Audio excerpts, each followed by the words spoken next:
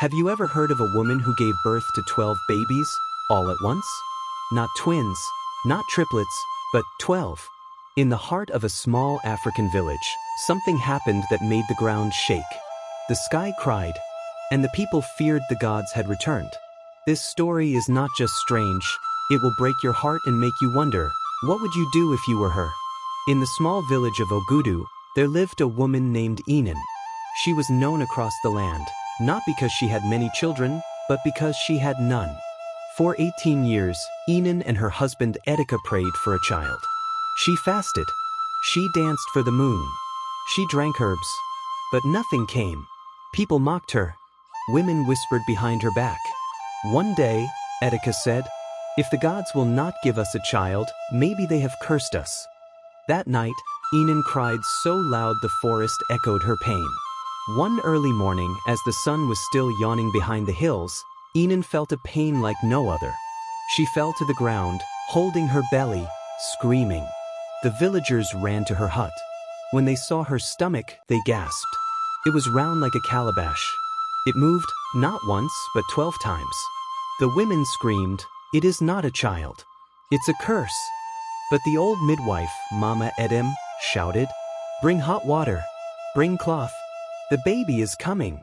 But it was not one baby, or two. Mama Edem shouted after each one. 1, 2, 3, 11, 12. 12 babies. 6 boys. 6 girls. All crying at once. The sky turned dark. Thunder roared. People said it was a sign from the gods. At first, people celebrated. They danced. They clapped. But then fear began to grow. 12 babies at once?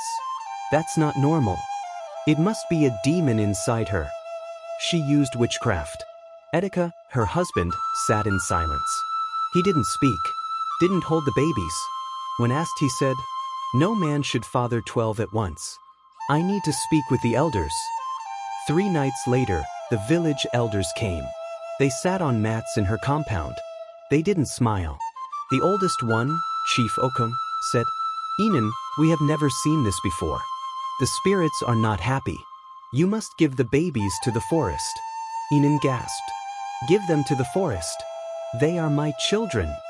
But the chief said, "If we keep them, a curse may fall on the whole village." Her heart broke. 12 babies. And now they want to take them? That night, Enen wrapped her 12 babies in cloth. One by one, she tied them on her back, her front, her waist, her shoulders.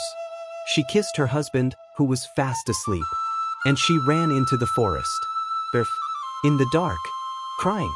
She didn't know where she was going. All she knew was, "I'd rather die in the wild than lose my babies in the village." Deep in the forest, Enen collapsed near an old mango tree. She was weak, tired, hungry. The babies cried. One had stopped breathing. Then a soft voice spoke. "Why are you here, child?"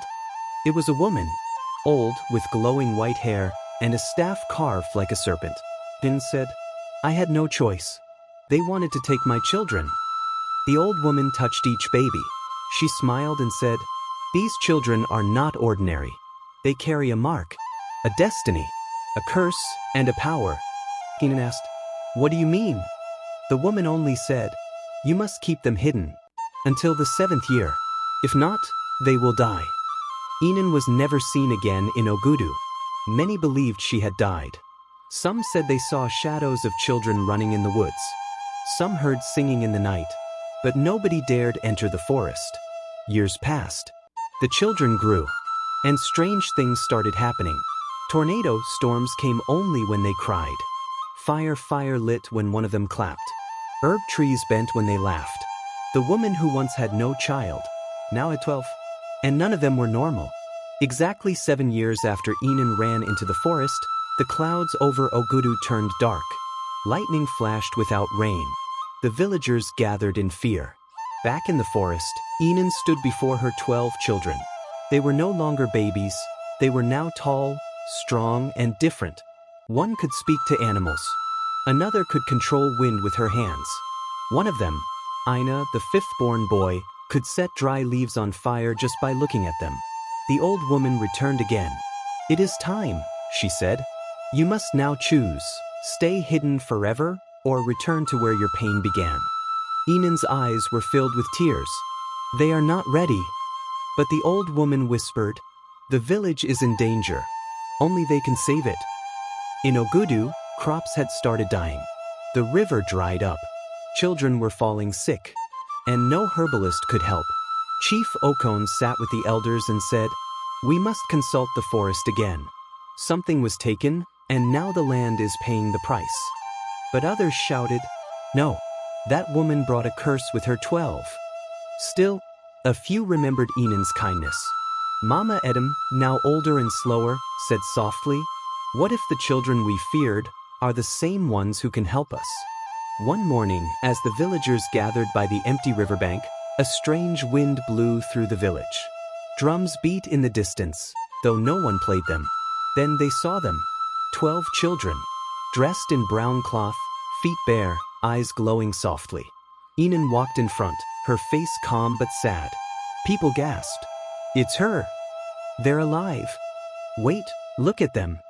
The village stood frozen as Enen said, we did not come to fight, but the forest has spoken. If you want your land healed, you must accept the ones you once rejected. But not all agreed. Edeka, Enen's husband, who had once said nothing, now stepped forward. He pointed at the children. Before we accept them, let them prove they're not monsters. The elders agreed. So a trial was set. 3 tests. Test 1. Bring back water to the dry river. Test 2. Heal the sick child in the hut. Test 3. Face the giant spirit blocking the village gate at night.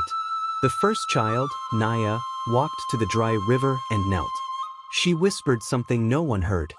Suddenly, dark clouds gathered. Rain poured.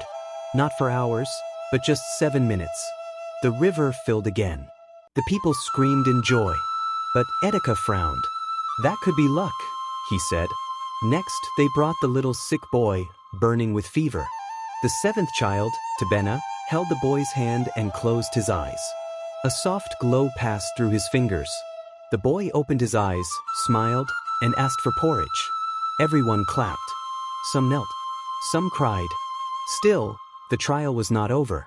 At midnight, a shadow taller than the trees blocked the village gate. Eyes red, teeth like knives. The villagers screamed. Even the brave men ran. Then the 12 children stepped forward, holding hands. They began to sing in a strange, ancient language. The shadow roared, louder, until it disappeared into ashes. Silence followed. The sky cleared. The stars returned. The next morning, villagers brought yams, fish, cloth, everything to say, thank you. Some begged for forgiveness. Even Chief Okon wiped tears. But one person didn't come out. Edeka. When Enen went to find him, she found something strange. His hut was empty. No footprints. No note. Just one thing. A cloth with the mark of the forbidden cult. A serpent coiled around a baby's head. Enen gasped. No, he wouldn't, not the children. That night, the youngest child, Edido, disappeared. They searched the village, the forest, the hills. Nothing. But near the old well, they found his slipper. And beside it, written in red sand, the gods are not done. Edido was gone. He was the youngest, the gentlest, the one who laughed the most. Enen ran through the village, barefoot, shouting his name. Edido! Edido, my son. But there was no reply. Only silence. The other children stood together, holding hands, afraid. And in the red sand near the old well, the strange writing remained. The gods are not done. The villagers were scared again. Some said, maybe the children brought back the curse. Maybe they opened a door that should have stayed closed. Even the elders said nothing. Enen entered her husband's old hut. Everything was still the same, except one strange thing. Behind the calabash pot, hidden under palm leaves, she found a horn carved with symbols. The same serpent around a baby's head, the mark of the forbidden cult called Asen Iduak. This cult was said to worship spirits of betrayal. They made sacrifices. They took children. And Edeka, Enen's own husband, was once part of them. No, she whispered. He wouldn't take his own child, or would he? That night, Enen lit a small fire and sat with her 11 children. They didn't speak. Suddenly, the flames turned blue and then red. From inside the fire, a voice came, Edido's voice. "Mom, help me, it's dark here, there's drums. I can't move." Then silence. One of the girls, Isong, screamed and fell backward. I saw him, in chains, surrounded by people in black. Papa was there. Enen's heart broke again. So it's true. He took him. But why? The children agreed. They had to go after Edido. They gathered at dawn. Each one carried something: herbs, water, stones, firewood. Mama Edem gave Enen a small gourd. "If you ever reach the gates of the Forbidden Hill, pour this on the ground and pray." The path was long, through rivers, thick forests, talking winds.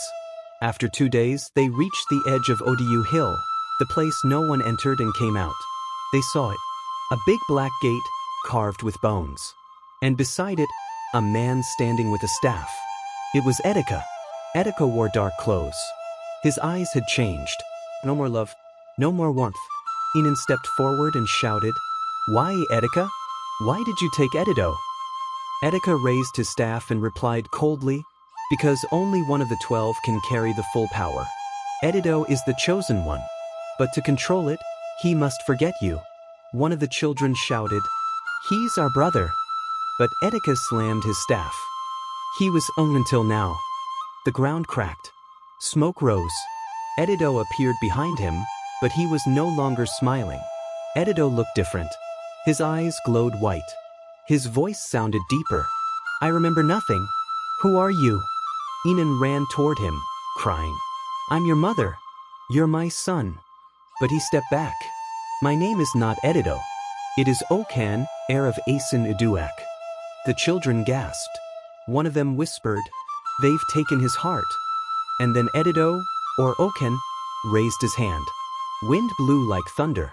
The sky turned gray. Trees bent. "If you do not leave now," he said, "I will destroy everything." Enen remembered the gourd Mama Edem gave her. She opened it slowly and poured it onto the ground. It turned into mist, and a voice from the sky spoke. "The blood of a mother is stronger than any curse, but the heart of betrayal runs deep." Suddenly, the mist formed into a figure. It looked like a younger version of Edido, before he changed. The real Edido and the false one stood face to face. But only one had tears in his eyes. The misty figure shaped like young Edido stood silently. He looked into the eyes of the one who now called himself Okan. Suddenly, Okan flinched. His glowing eyes blinked. Enen stepped forward with trembling hands. "My son, you remember. I know you do." The wind stopped. The sky went quiet. Okan held his head, groaning. Voices echoed in his ears. "You are ours now. Forget her. Destroy the old." But then, he whispered something soft. "Mama." Just when it seemed Edido might return to himself, something unexpected happened. One of the 11 children, Isong, stepped back. She looked afraid. Then she ran toward Okan. "Please, I want to stay with you. I don't want to hide anymore." Everyone gasped. Enen shouted, "Isong, what are you doing?" Isong turned slowly and said, "You always protected Edido more than us. You always said he was special. You left us too, Mama." The cult had not only taken Edido, they had turned one of the siblings. Now Edido and Isong stood together. Their hands glowed with dark smoke. Edeka, proud and smiling, stepped between them. "Now the real war begins. You were given 12, but only 6 will survive. That is the prophecy." The ground shook. Flames circled the Forbidden Hill. A portal opened behind Edeka, showing a strange world filled with shadows, screaming faces, and floating stones. The 11 children prepared to fight. Their hands raised. Powers awakened. But Enen dropped to her knees, crying, "Please, don't let my children destroy each other." As the sky cracked with thunder, Enen did something nobody expected.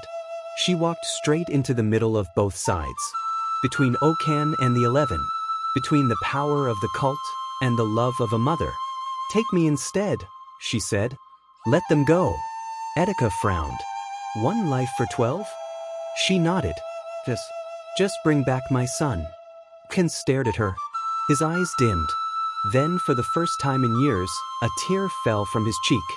Just as Edido was about to speak, Isong screamed, "No! If you go back, we both die." She struck the ground. Dark fire exploded. Oken reached for his mother.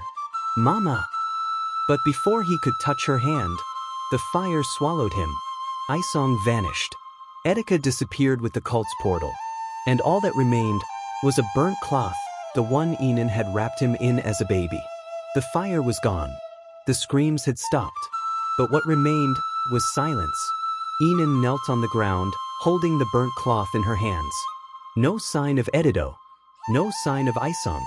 Etika was gone too. The sky had turned pale. The birds stopped singing. The 11 children, now only 10, stood frozen, unsure what to do. What now?" whispered Tabena, the one who could heal.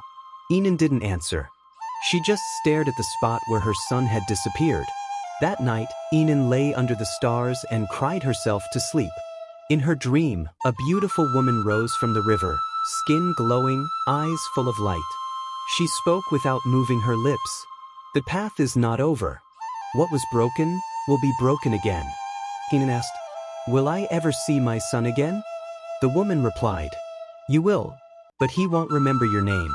And when the 6th child falls, the balance will shift." Enen woke up, screaming. The next morning, it rained, but only above Enen's hut.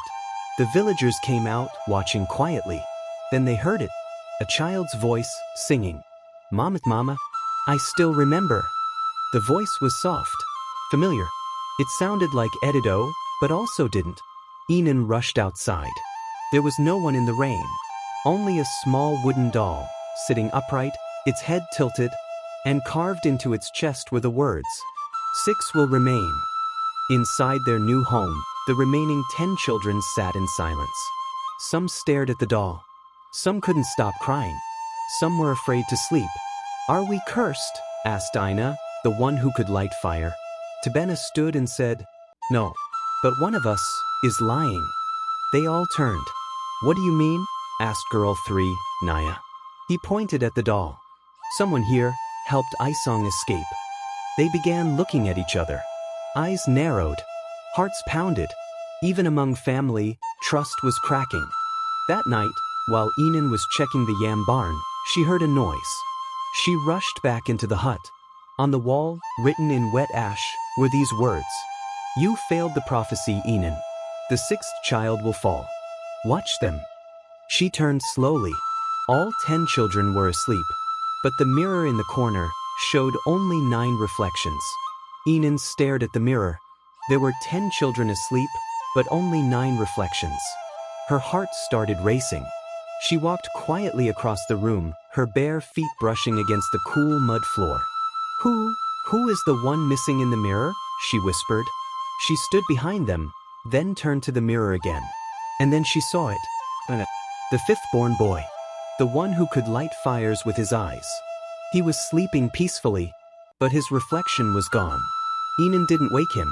Instead, she called Tabena and Naya outside quietly. "Something is wrong. Ina has no reflection." Tabena frowned.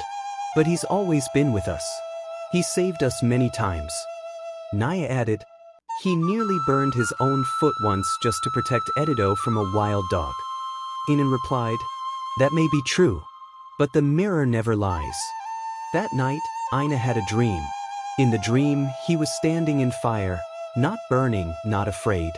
A voice whispered, "You are not like them. You never were." He woke up sweating, but his eyes were glowing red again. In the morning, the children went to gather herbs near the whispering tree. This tree was older than the village. It stood tall with leaves that hummed when touched. When Ina walked past it, the tree shook on its own. Leaves fell. Branches trembled. Then the tree spoke in a language only Enen could understand. "The fire boy is not one of yours." She froze. "What do you mean?" "He was planted, not born. He carries the spirit of betrayal." Suddenly, everything clicked. That's why the mirror didn't reflect him. That's why Edido always had nightmares when sleeping near him. That's why the fire never harmed him. Enen's knees went weak. That night, Enen told Tabena everything.